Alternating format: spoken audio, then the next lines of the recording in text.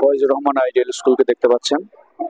আজকে এই স্কুলের 2025 সালের শিক্ষার্থীদের বিদায় অনুষ্ঠান, নানা রকম আয়োজন হচ্ছে এখানে।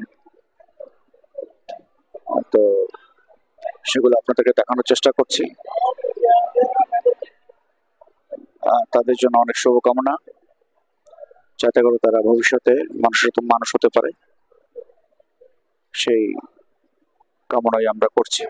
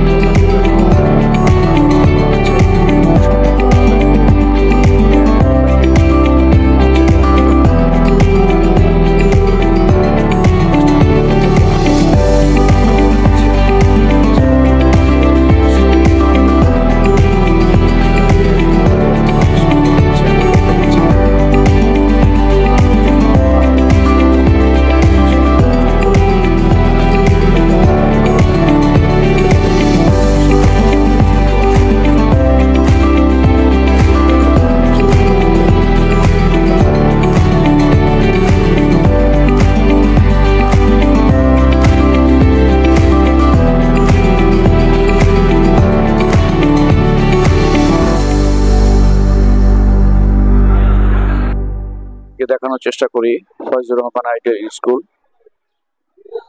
দীর্ঘ 10টা বছর তারা এখানে পড়াশোনা করেছে। আজকে তাদের অফিসিয়াল শেষ দিন। তারা এখানে ধীরে ধীরে জড়ো হচ্ছে এই আনন্দ অনুষ্ঠানে। এই হচ্ছে তাদের স্কুল।